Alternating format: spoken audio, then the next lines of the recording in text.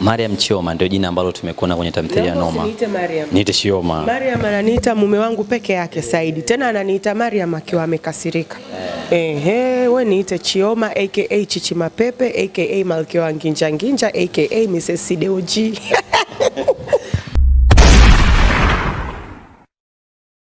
Yes bwana, mambo vipi na karibu mfuatiliaji wa YouTube channel ya Nyundo TV. Ni exclusive interview na wasanii ambao kwa hakika bila shaka kuna vingi ambavyo ungetamani usikie kutoka kwao, ama kuna vingi ambavyo ungetamani ufahamu kutoka kwao, kubwa zaidi kuhusiana na sanaa zao, juu ya kazi zao ambazo kila siku wamekuwa wakizifanya. Nyundo TV leo tumeweza kumtafuta miongoni mwa watu ambao naweza nikasema muda huu mitaa tunafahamu kile ambacho anakifanya kupitia kunako tamthilia ya Noma. Anafahamika kwa jina la Chioma. Mwanamke fulani hivi amevaa uhusika wa sherehe, kwake ndo maisha. Kuna chochote ambacho anapenda zaidi ya sherehe. Tunazungumza naye tuambie vile ambavyo ameweza kushiriki kunako tamthilia ya Noma, lakini kubwa zaidi yale ambayo anayafanya kwenye tamthilia ya Noma ni maisha yake ama sanaa tu amekutana nayo na amepewa. Chioma, mambo? Poa, mambo vipi? Uko poa? Namshukuru Mungu niko poa kabisa. By the way, hongera, ni kazi nzuri sana ya Noma ambayo umekuwa mkifanya. Unapata faraja kiasi gani kuona jina la Chioma mtaani huko? Ipo wow. Napata faraja kubwa sana na namshukuru sana Mwenyezi Mungu kwa sababu hiyo inanionyesha kwamba kweli nimedeliver kitu ambacho watazamaji wanapenda. Kama ningekuwa nimecheza tu Chioma afu hamna mtu anayemzungumzia Chioma, hakuna lolote jipya, basi ningekuwa naonekana kama vile sijafanya kazi. Kwa hiyo nikiona kwamba kila sehemu kuna Chioma, Chioma, Chioma, jamani miti Chioma, basi nasema asante Mungu, kazi inapendwa, kazi inafanyika. Sawa, tumeenda mbele tunarudi nyuma. Mariam Chioma ndio jina ambalo tumekuona kwenye tamthilia Noma. Niite Mariam. Niite Chioma. Mariam ananiita mume wangu peke yake Saidi. Tena ananiita Mariam akiwa amekasirika. Wewe niite Chioma aka Chichi Mapepe aka Malkia wa Nginja Nginja aka Mrs. CDOG. Tulizungumza kwa mara ya kwanza, ukaniambia mimi sio Mswahili, ni muda mchache, ilikuwa Mlimani City pale kwenye uzinduzi. Yes. Almost hata miezi 5 haijafika. Rahisi kiasi gani? Mbona umekopi mambo ambayo kama watu ambao tunatoka huko Swahilini? Ni talanta na kupenda kazi yako, unajua. Kwa sababu ukiwa msanii lazima ujue kunyumbulika.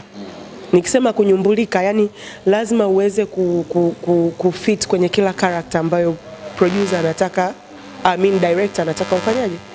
Uwepo. Kwa hiyo mimi nilivyoambiwa kuhusu Chioma, actually producer alikuwa ana doubt, anasema kweli utaweza, maana yake nimekuona kwenye projects nyingine, sijawahi kuona kwenye character ya Uswahili. Na mimi kiukweli nilikuwa namjibu kwamba nitaweza, lakini moyoni nilikuwa naona nitatoboa kweli, sijawahi kuigiza hii character na mimi sio mtu wa hivyo hata katika kuongea. Lakini nikasema mimi ni msanii, kwa nini siweze?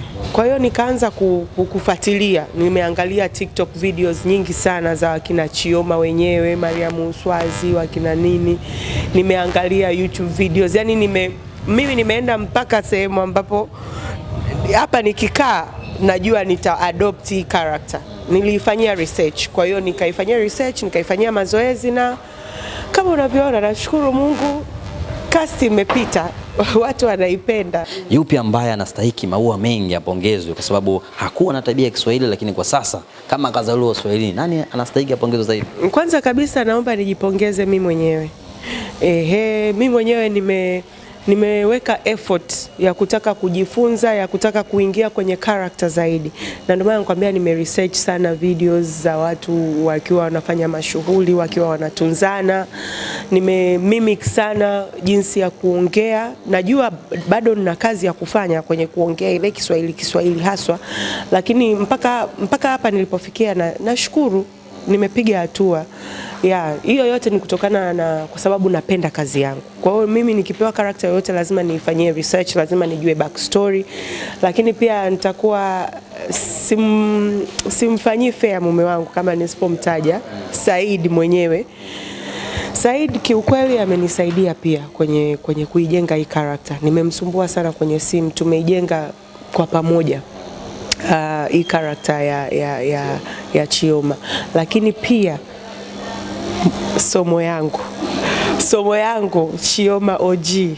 Yes, na Chioma OG amenisaidia sana. Yani yani katika watu wengine ambao nimewasumbua sana kwenye text, kwenye nini, jinsi ya kutamba kwenye naniliu mashuhuri, amenitumia video zake, ameniambia yani kuna mbwembwe huwa ananiongezeaga. Na hii ilianza mara ya kwanza kabisa, kile kipande kimepostiwa cha season 1 ambacho ndo tunatunzana na nini, kuna mtu alimtag Madam Chioma, njoo muone Chioma mwingine, na akaja akanikomentia very positive comment pale. Then akaniambia hakikisha uboi hatuogopi madeni. Angusha jina. Kwa hiyo from there onwards tukaendelea kuwasiliana na amekuwa akinishauri, amekuwa msaidizi. Story short, mtu ukimwambia kwamba Chioma kuwa mtu ambaye ametokea kwenye maisha ya Uswahilini, mwingine anaweza akasema kwamba mbona kama anajidai. Kwani wewe ulilelewa vipi? Mimi najidai. Mtu anaweza kaisi hivyo, mbona anajifanya kama vile wa kizungu si nini? Mimi sio mzungu, mimi kwanza nakaa Uswahilini. Wapi? Hapana. Mimi kwanza sijazaliwa eti sijui ushuani. Hapana, mimi nakumbuka mimi nimezaliwa Aga Khan Hospital, lakini mamangu tulikuwa tunaishi Kigogo. Unajua Kigogo wewe? Kigogo unazaliwa Aga Khan? Sasa mamangu si msomi. Maana unasema Aga Khan kama Masaki. Hapana, mamangu ni banker, alikuwa anafanya kazi NBC headquarters, yes. Kwa hiyo kuzaliwa Aga Khan, wote sisi mimi wote tuliozaliwa kwenye tumbo la mamangu tumezaliwa Aga Khan. Lakini mamangu alikuwa anakaa Kigogo. Kwa mimi mpaka tunahama Kigogo tayari, I think nilikuwa niko chekechea la kwanza. Niko Kigogo, kwa hiyo najua maisha ya Uswahilini. Sijui nilipoanza tena maisha ya kujitegemea nimepanga Uswahilini. Kwani Uswahilini ni sehemu pia watu wanaishi kama watu wengine. Kwa hiyo mimi sio siringi. Mimi ni very real, naweza nikasema. Naishi maisha yangu real, si fake, si ringi hivyo. Familia inasemaje kwa huyu Chioma wa sasa hivi sasa? Maana kama ni watu ambao tumetoka Aga Khan tukaenda wapi wanaenda labda na comment. Kiukweli familia yangu sana nawapa shout out familia yangu ya Mpwapwa. Wakina Daesta, Dakela, na nini, mkiona hii interview nimewapaisha. Superstar wa ukoo amewapaisha hapo. Superstar aliyetoboa. Superstar aliyetoboa. Sio tuishie kwenye superstar wa ukoo, kwenye kutoboa. Nakuja na nitatoboa. Alafu mimi nitatoboa pakubwa. Kubwa babake, mimi nitatoboa, yani nitatoboa pakubwa sana. Ogopa sana hiyo. Haters kama nawaona hivi. Haters kiukweli wajipange. Wajipange kwa sababu Mungu wangu mimi ameshanionyesha vitu vikubwa. Kwa hiyo hapa nilipo najenga msingi. The vision is big, very big. Good things are coming. Big kama umebold, the vision is big. Yani nakwambia big things are coming, big projects are coming. Yani watu wakae tu mkao wa kula. Yes. Patamu. Patamu hapo, naomba nifanye hivi. Wakati tuendelee. Wakati walau kwa ufupi, walau ile siku ambayo umekutana na uongozi, kwanza nitamani nifahamu uliingiaje? Uliitwa, uliomba, ama kuna mtu alikusuggest? Alafu siku ambayo unajua kwamba kuna project ya noma, ulihisi inakwenda kuwa na ukubwa design gani, ama inakwenda kukupeleka kwanza vipi ambavyo uliingia kwenye familia? Nilipoingia kwenye familia nilipigiwa simu na production manager wetu Fadhili Mahoka, akani brief kuhusu Noma series na nini, and then producer naye akanicheki. Yeye producer alikuwa na doubt sana kama nitaweza kupull it off. Lakini Fadhili ndo aliyenicast by the way, na alinisimamia, yani alisema huyu ataweza. Japokuwa mimi katika cast ambazo zote nimeshawahi kuitwa kwenye kazi, nilioiogopa sana kuliko zote ni hii. Kwa nini? Sijawahi yani it's a different character. Sijawahi kucheza character ya namna hii. Kwa hiyo nilikuwa ninaogopa naweza nikaifelisha. Na pia nakumbuka hata trailer lilivyotoka, watu wengi walikuwa wanasema kwa nini mmemweka huyu wa Vingereza sijui nini, bora mngemweka fulani. Walikuwa na options zao ambazo wengine walikuwa wanaona, ambao watu washawahi kufanya characters za Uswahilini na wakafanya vizuri. Kwa hiyo wakawa na wasuggest hao, na mimi ile kidogo ile ilitaka initoe kwenye game kidogo. Alafu nikasema wewe njoo kumbuka huyu bwana wewe. Hii character kweli umeshinda Best Actress 2023, unaogopa character? Unawahi kwenda? Hebu ingia hapo kwanza. Alafu mimi napenda challenges. Napenda challenges. Kitu nikikiogopa mimi ndo nataka sasa nikisimamie nginja nikifanye mpaka nitakapokiweza. Sipendi kushindwa kitu. Kwa hiyo boss akaniuliza, producer like utaweza makumbukumbu tumeidiscuss kama mwezi nakumbuka. Nikamwambia boss trust me nitaweza. Hapo namwambia boss trust me nitaweza.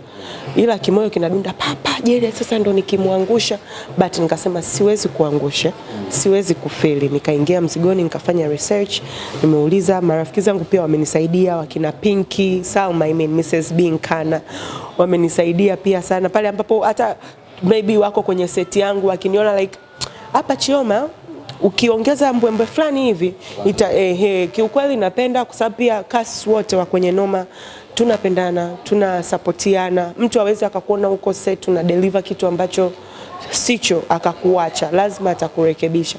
Kwa hiyo that's how nilivyoingia kwenye familia.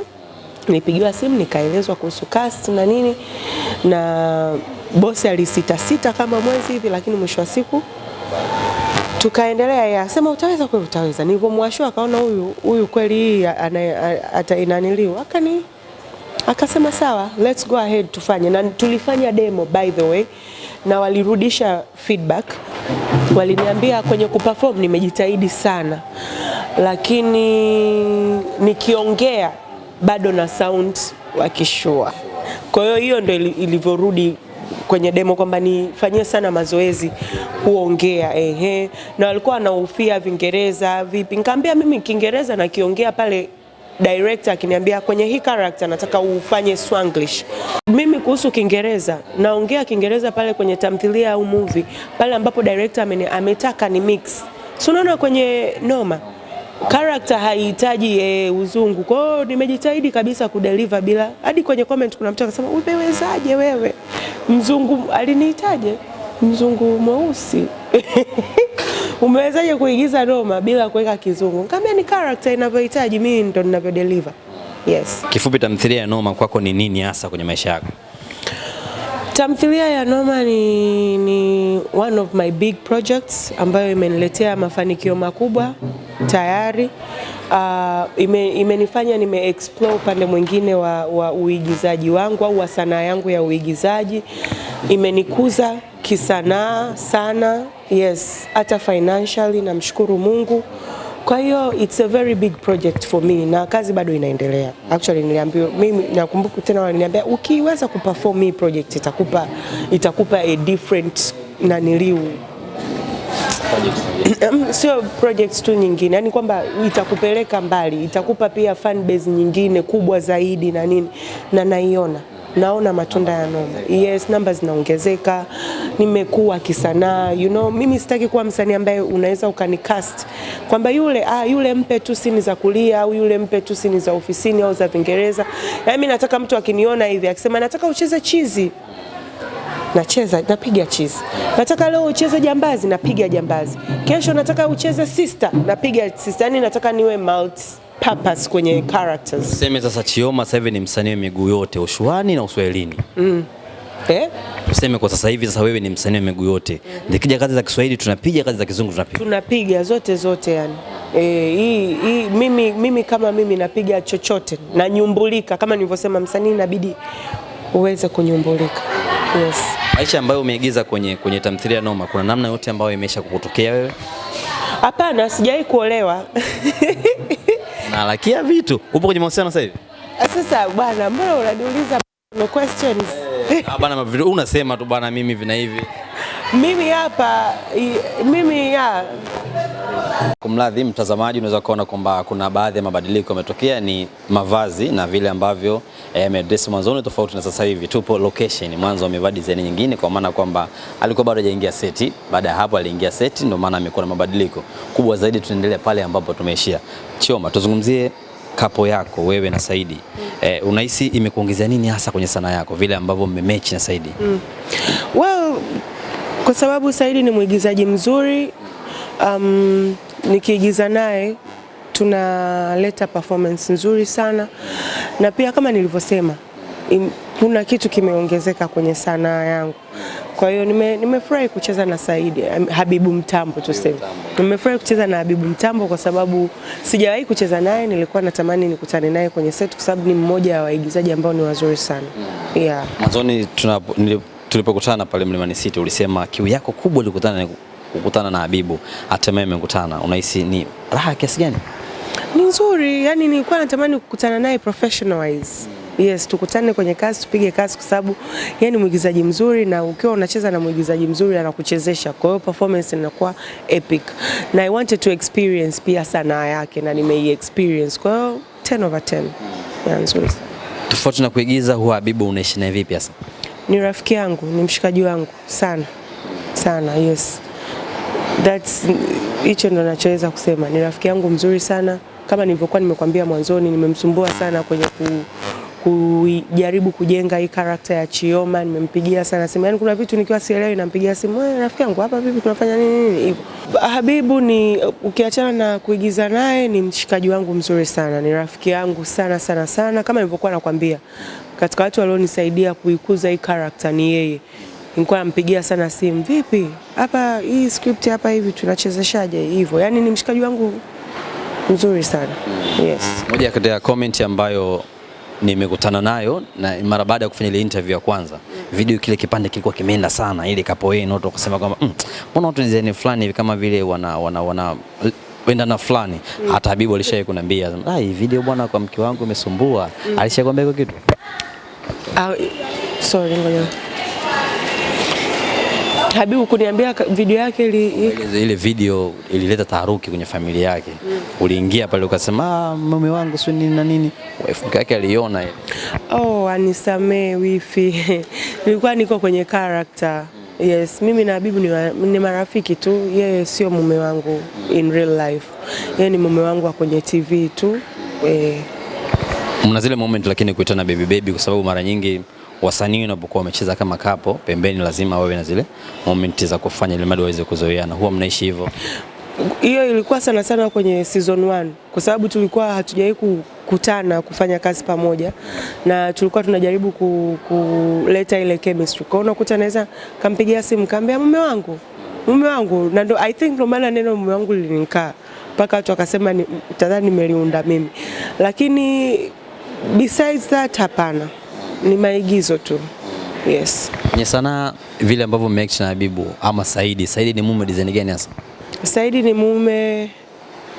ni dalali wa magari. Ni mume ambaye anampenda sana mke wake. Jamani, Saidi kwa Chioma hapindui. Yaani hata panic atafanya nini, lakini Chioma akija anamtuliza dakika moja tu ametulia. Kwa hiyo ni mwanaume ambaye anampenda sana mke wake Chioma. Tuachane na Biki Pipa kwanza. Anampenda sana mke wake Chioma na anatamani Chioma achane na mambo ya uswahilini mashuhuri kutunzana. Anatamani Chioma awe mke fulani hivi wa kuwekeza sijui nini vitu kama hivyo. Huyo ndo aina ya mwanaume. Gani ambacho kipendi kutoka kwa mume wako? Sipendi the fact kwamba nilimwambia sitaki awe mke wa pili na akaenda akawa mke wa pili. Na ameoa, alikurupuka. Mke ukurupuki jamani, ukurupuki tu kuoa. Unajua afu pia hajui aina ya mke alioa movie sasa naongelea. Yaani kitu ambacho sikipendi ni ile alikurupuka akaenda akaoa, na Chioma alimwambia sitaki muoe mke wa pili, utanidhalilisha na nini, lakini hakusikia akaenda akaoa. Akijua ameoa mke mwema kwa sababu huyu mke wa pili amecheza Mwanaheri, mwigizaji mzuri sana mwingine. Actually pia nikicheza naye unajua yeye pia hizi scene anaziweza. Kwa hiyo tukikutana kwenye scene ananichezesha, inakuwa raha sana. So hajui tabia za mwana, original tabia za mwana hazijui. Yeye kwa sababu mimi na mwana tukitingana, Saidi akija mwana anajifanya mpole. Mimi naonekana ndo nina kisirani na nini na nini na nini. Hicho ndio kitu ambacho sikipendi, kwamba wewe umeenda umeoa afu hujui aina mwanamke umeoa, umeniletea mwanamke hapa ambaye amekuja kusambaratisha tu huba letu hivyo. Na sipendi kwamba ambavyo anamuingilia pia Chioma mambo yake. Wewe ulimwoa Chioma ukijua kabisa Chioma ni mwanamke ambaye anapenda shughuli na kutunzana. Kwa hiyo unataka umbadilishe? Hivi huwezi kubadilika?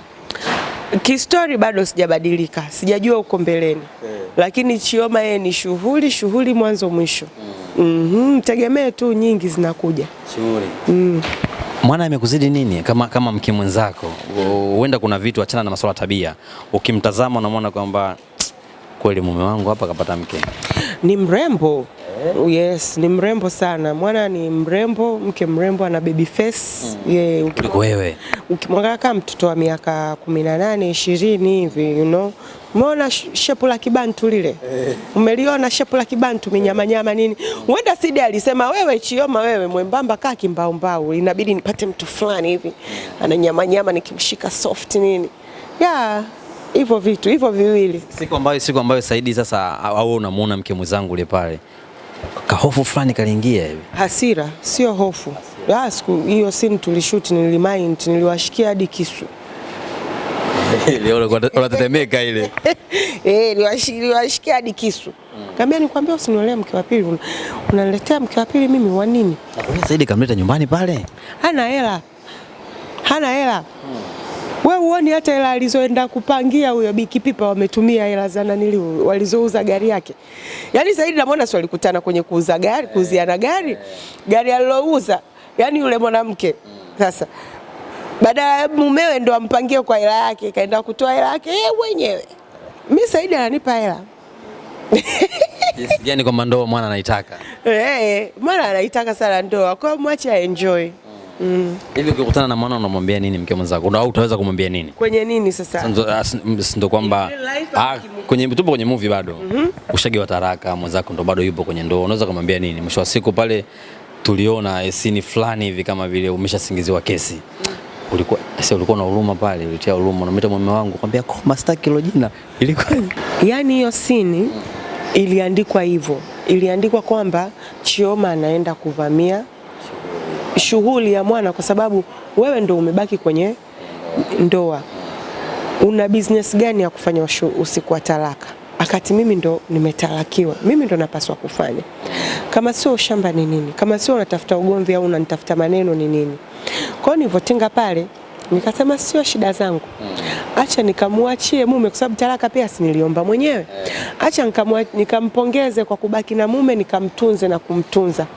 Kwa hiyo nimefika pale kumbe yule bibie hapo anamuita mume, anampigia mume, Chioma amekuja huku, na kwa sababu yule mwanaume anajua mimi ndo mambo yangu ya shughuli, hata hahoji kwamba Chioma anawezaje kwenda kunaniliu.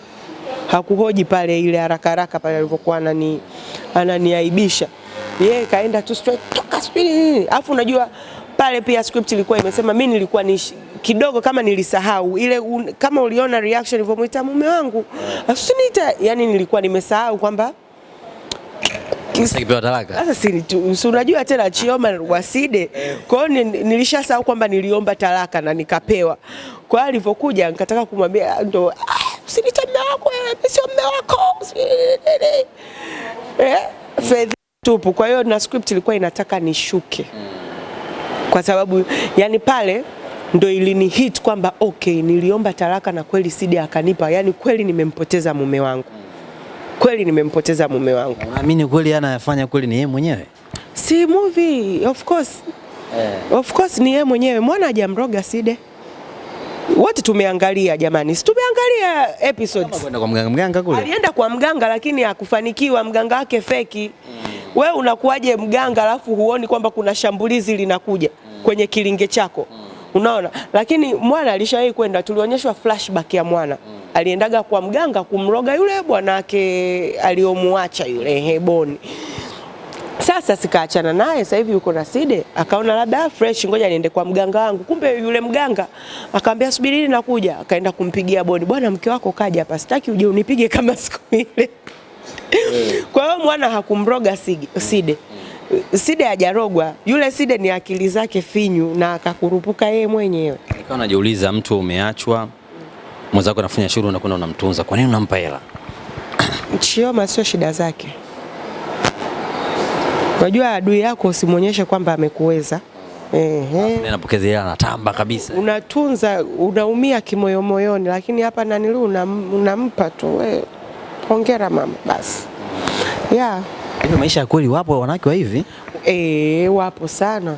Wapo sana.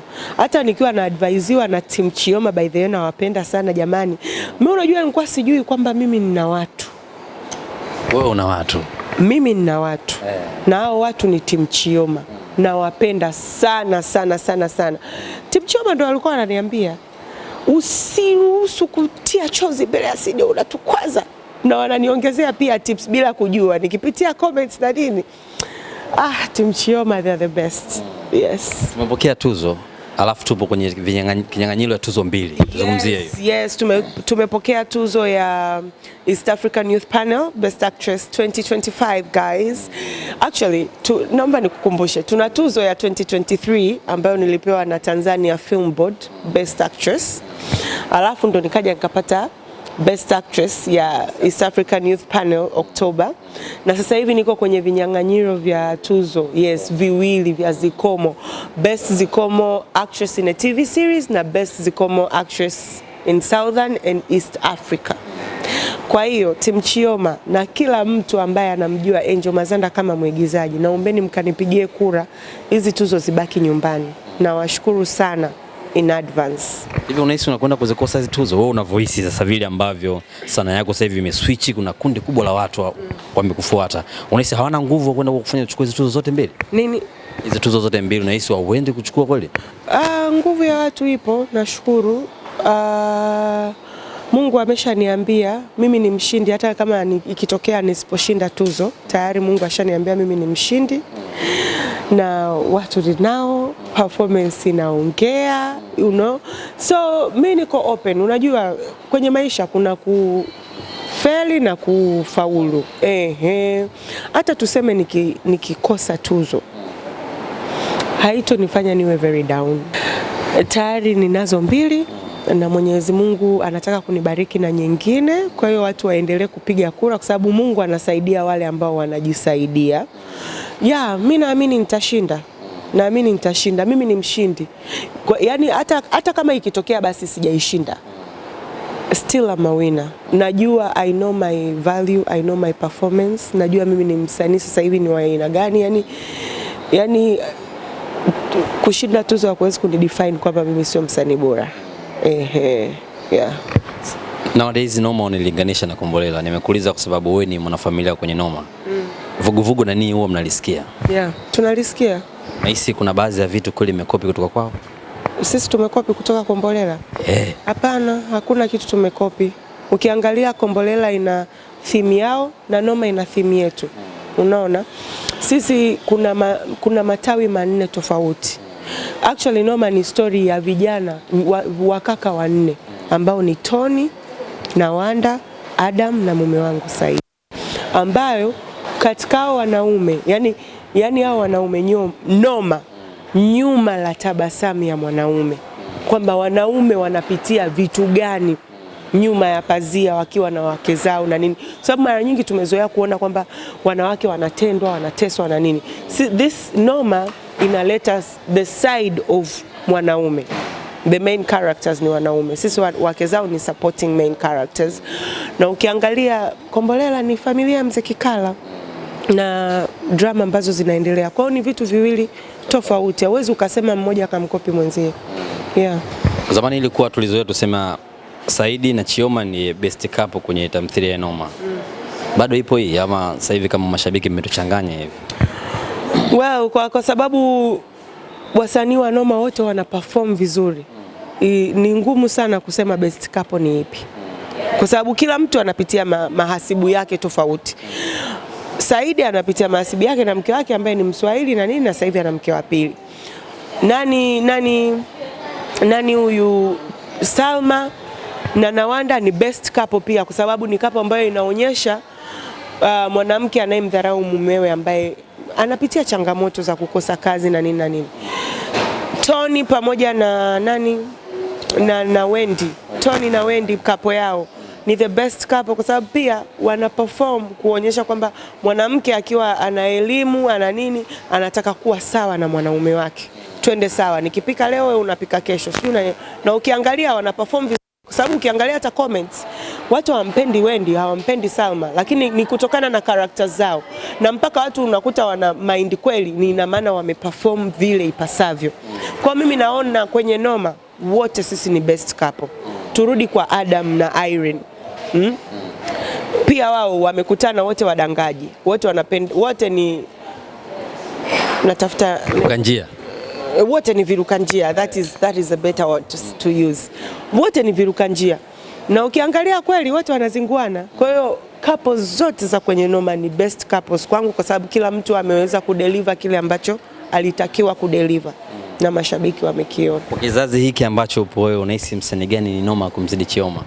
Hakuna zaidi ya Chioma. Acha tu nijipe maua yangu jamani. Nimefanya kazi. Nimefanya kazi, yani nimefanya kazi mpaka kufikia hapa. Ambaye anajiona yuko zaidi yangu naye apige kazi. Twende kwa majirani kule, kwa ukubwa wa tamthilia yao. Unahisi kuna mtu tukisimamishwa naye hapa Chioma hapa fulani hapa, Chioma atachukua tu? Pia hakuna mtu zaidi ya Chioma. Kwangu mimi. Sasa hivi siwezi nikakaa nikaanza kujidogosha. Yani miaka ya kujidogosha imeisha hiyo. Value imepanda kama performance ambavyo imepanda. Hakuna zaidi ya Chioma. Kuna mtu alikusifananisha wewe na Chanu ama Muamini? Ngoja niite straight. Muamini anafanya vizuri sana. Ni mwigizaji vizuri sana kwa nafasi yake na anaheshimu sana yake. Yes. But hakuna zaidi ya Chioma. Kwamba hawezi kumfikia Chioma. Sio kwa ubaya. Ndio nimesema sijidogoshi tena. Yani nimepiga kazi. Wewe fuatilia projects zangu zote. Characters tofauti. Danga nimepiga character tofauti. Slay Queen nimepiga character tofauti. Lolita nimepiga character tofauti. Tobo Atobo nimepiga character tofauti. Noma je? Mimi msanii nanyumbulika. Popote unaponiweka najaribu kufuata ile character inavyosema. Kwa hiyo multi purpose kwenye cast. Kama mwandishi angekupa nafasi mtengenezee Tony mahusiano, abaki kwa Wendy ama aende kwa yule rafiki yako, yupi ni favorite kwako? Abaki tu na mkewe. Kama rafiki yako namna niyo? Suzu utanisamee. Tunarudi kwenye reality jamani. Wenye ndoa abaki na ndoa zao. Lakini tukirudi movie. Wendy inabidi ajibadilishe kwa sababu bado sito support michepuko in real life. Sijui unanielewa. Hata kwenye noma nadhani kuna sehemu hivi. Kuna sehemu namwambia Suzi kwamba kumbuka yule ni mume wa mtu.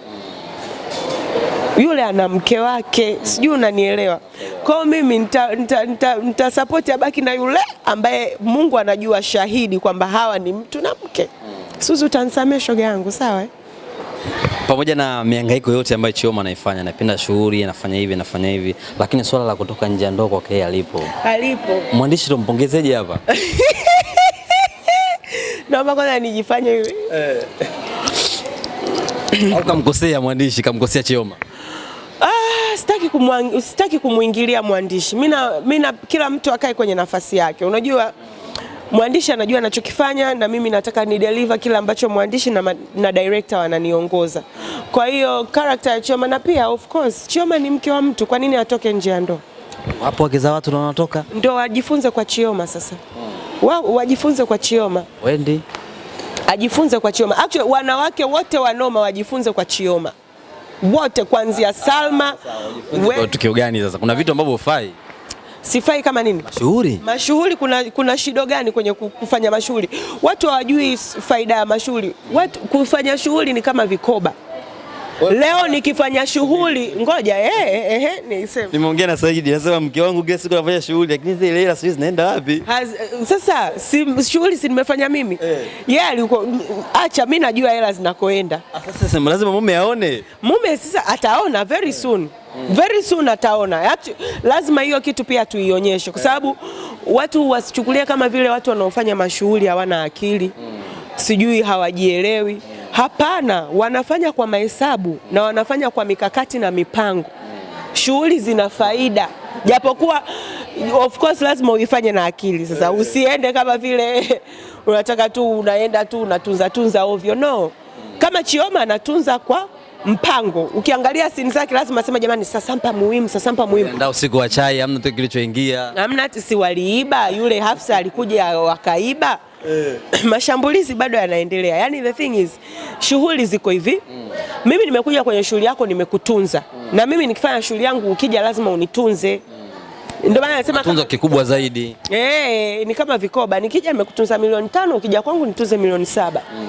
Utarajia ipo siku kitaonyeshwa kitu ambacho Chioma kwenye mitunzo yake amegain hiki.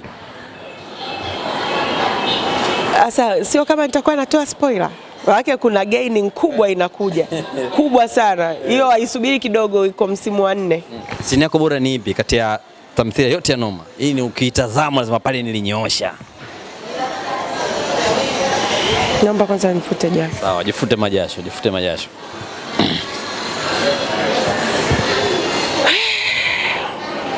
Mimi naona kazi zote nimenyoosha. Ile ambayo yenyewe bwana.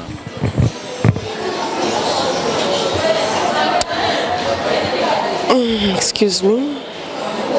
Basi tuanze kubashiri mimi na wewe. Ile ya kusaidia na kukataa usitaki uniite mke wangu. Oh, ile nilinyoosha. Sia nyingi. Yes, ile pale kuna ile ya Saidi kuja na mwana, ile siku ya kwanza kabisa. Kushika kisu. Ya kushika kisu, ile ya kusema usiniite mimi sio mume wako, usiniite mume wako, sijui nini hiyo. Ipi ya mwanzo kabisa, najua ya mwanzo kabisa ile ndo natunza shughuli yangu ya kwanza. Ilikuwa ndo sini yangu ya kwanza, nitetemeka sana lakini nilipenda the outcome ilivyotoka. Kwenda kudai gari. Yaje baba.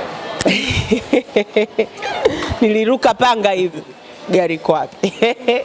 Chiomba jamani. Kwa hiyo ndo hizo. But mimi naona kama zote ni za moto.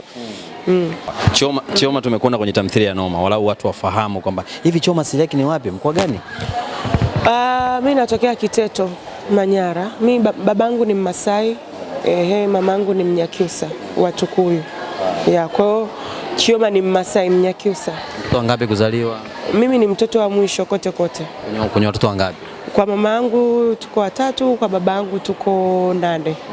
Yes. Ile swala la familia nataka kabisa kulizungumzia kwamba Chioma kaolewa, Chioma ni mchumba wa mtu, nataka kabisa kulizungumzia.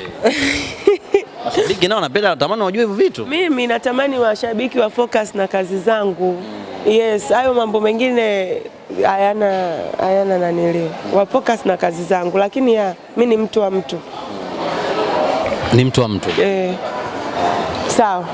La mwisho la kumalizia, labda mashabiki zako nawaambiaje? Nawapenda sana, endeleeni kufuatilia Noma kila Ijumaa, Jumamosi na Jumapili saa 1 kamili usiku na marudio ni saa 3 kamili usiku. Noma inaendelea kuwa Noma guys, msikose kuangalia na Team Chioma. Na wa love sana. Bwana ni Chioma, ni mke wake na Saidi, mmoja kati ya wasanii ambao wanafanya vizuri sana kunako tamthilia ya Noma. Mengi tumezungumza, kubwa zaidi kuhusiana na kazi yao ama kazi yake. Nenda kwenye comment hapo, tuambie vile ambavyo unafurahishwa na uigizaji wa Chioma. Msafara wa Mamba na Kenge wa Kosi, sio wote ambao watafurahishwa, wapo ambao na wenyewe watachukizwa. Kama kuna namna yote ambayo Chioma huwa anakukwaza, unakelekwa naye, nenda kwenye comment mwambie Chioma unavyofanya hivi mimi sipendi. You never know, ataweza akipata muda atasoma comment zako na huenda kabadilika. Kama ndo mara yako ya kwanza utazama video kwenye YouTube channel yetu, usisahau kusubscribe. Thank you very much for having me. I appreciate it guys. By the way, Chioma is not Mswahili. Yeah, Chioma is some, bougie girl.